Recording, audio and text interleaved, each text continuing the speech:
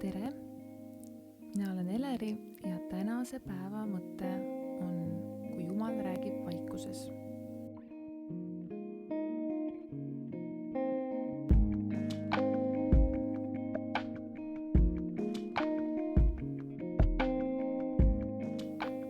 Selleks oleme välja valinud kirjakoha esimese kuningate raamatust 19. peatükist, salmid 11-13.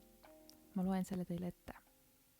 Ja vaata, issand läks mööda ja tugev ning võimas tuul, mis lõhestas mägesid ja purustas kaljusid, käis issanda ees. Aga issandat ei olnud tuules ja tuule järel tuli maavärisemine. Aga issandat ei olnud maavärisemises. Ja maavärisemise järel tuli tuli, aga issandat ei olnud tules. Ja tule järel tuli vaikne tasane sahin. Kui Eelia seda kuulis, siis ta kattis oma näo kuuega ja läks välja ning seisis koopa suus. Ja vaata, temale kostis üks hääl, kes küsis, mis sa siin teed, Eelia? Väike selgitus teile ka sellest, kuidas Jumal räägib vaikuses ja äsja kuuldud kirjakoha kohta. Jumal näitas Eeliale, et ta ei ole kohal ainult suurtes ja võimastes ja valjudes hetkedes.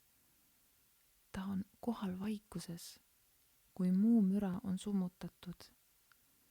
See on kõige soodsam viis mõtisklusteks ja Jumala kuulamiseks.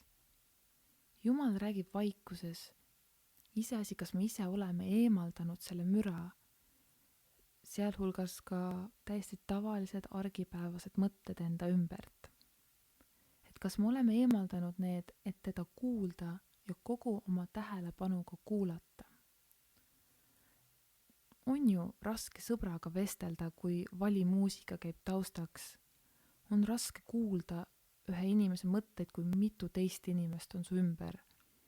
Just vaikuses olemine Jumalaga kahekesi annab suurepärase võimaluse tema kuulmiseks ja kuulamiseks. See nõuab kannatlikkust ja tähelepanu, et ise oleksime vaiksed ja laseksime tal rääkida. Paljud võib-olla teavad meie lugu ja seda näidet, aga olime abikaasaga valmis lapse ootele jääma. Kahjuks või õnneks seda aga ei juhtunud siis, kui meie tahtsime.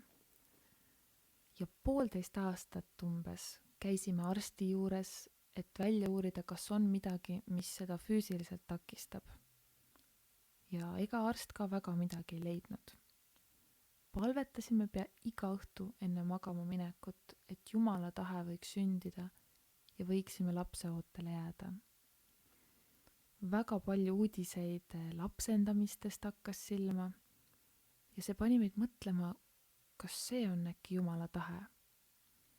Tundsin, et Jumal ei andnud kindlalt vastust, et ta annab meile lapse või ei anna, aga ta palus olla kannatlik ja teda usaldada. Ja ühel koguduse väljasõidul Jumal just rääkiski vaikuses. Ma võtsin vaikses, hämaras, küünis aega, et kuulata, mida Jumal tahab öelda. Ta ütles mulle väga erinevaid sõnu, mis justkui ei läinud üldse mu palvega kokku, nagu koera saba, karvane, aga just need sõnad juhtisid mind kirjakohani Eesavist ja Jaakobist ning kuidas nende ema Rebeka oli enne viljatu. Ning Iisak palus issandat oma naise pärast ja issand kuulis ta palvet ja ta naine Rebeka jäi lapse ootele. See on esimese Moosese raamatust. Jumal rääkis selgelt minuga tol hetkel vaikuses ja samal kuul jäime ka meie lapseootele. Nii et tänu Jumalale selline võimas näide. Ja väljakutse sinule tänaseks või selleks järgnevaks nädalaks. Võtta aega vaikuses ja kuula. Kallis Jumal, me täname sind, et sa tahad meiega kahekesi aega veeta ja meiega suhelda. palun kasvata meis kannatlikkust ja usaldust ka siis, kui me kohe ei kuule.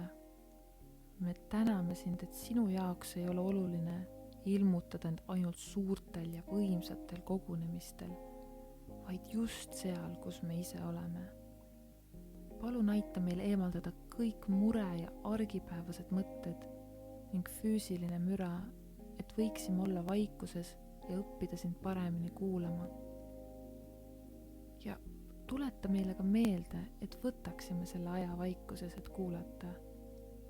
Aitäh sulle. Aamen.